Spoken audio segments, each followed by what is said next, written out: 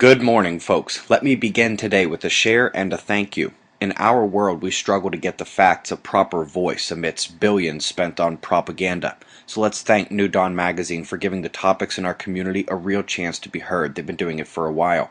Trust me, this is a magazine for people like us. I didn't even know this kind of thing existed until they gave me an opportunity to write about the potential for cold to dominate our future.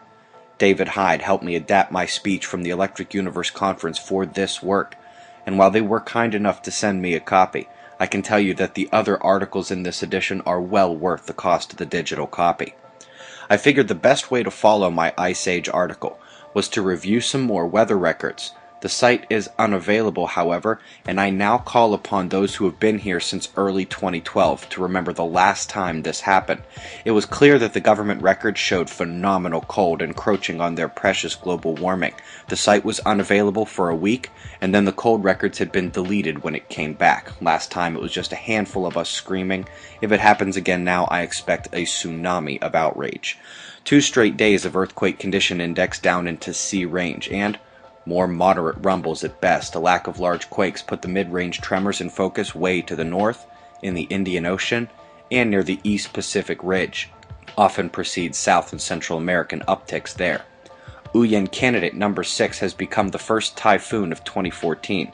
It is only a concern for the West Pacific Islands as it will not make it to Japan, but for those on the islands, it will be terrible.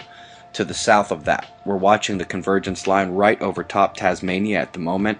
That's the rainmaker and potential for a stronger storm. Again, no major storm systems in Europe, just a lot of smaller systems. High winds here, downpour there, snow up in Finland, middle of the road in general. Same can't be said for the United States. We've put our focus here in the morning and evening news, and unfortunately people have lost their lives in the tornadoes and severe weather dropped by this system. So for the 3rd day in a row, local residents in the watch zone, please ignore no warnings or sirens. Proactively check conditions and your local forecasts. Keep your families safe. Flight 422 arriving from the Solar Grand Minimum will be taxiing to gate E1 at any moment. Barely getting out of B range here as the sunspots lack magnetic power. The top points of focus are incoming on the southern hemisphere. The umbral cores, though, appear to have zero magnetic complexity at this time, with complete separation appearing to rule the regions. They've failed to produce any flaring since becoming visible on the incoming limb. In the rare case that they should indeed flare today, Earth is at a very low polar radiation danger. Checking NASA's magnetic portals for the inner planets shows only Earth in blue on the disk, far from all sunspots.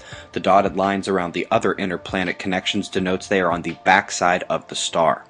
The coronal fields are working to confine the opening's geo-effectiveness. Southern negative may never touch us, while the next green positive hole is equatorial. Meanwhile, perhaps the top story in all of space weather today is the solar wind speed. 300 kilometers per second used to be a floor for the wind, with anything lower seen as way too low.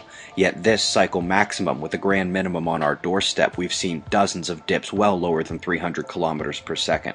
We dipped as low as 250 in the last few hours, and I believe the record low observed ever is in the 240s. Again, folks, this is during solar maximum. She's ready for her 70-year nap, right on time. You can learn more about her cycle naps in my speech or in that New Dawn article. And for website members who are 5 steps ahead of that, our special video due out May 1 is early as usual, Electric Earth and Sun. This is the official introduction to my Earth spots hypothesis, Earth spots like sunspots, and a furtherance of the electric sun theories gaining popularity these days. Got some shots of our star to close. Eyes open. No fear. It's 6:15 a.m. Eastern Time, and that's the news. Be safe, everyone.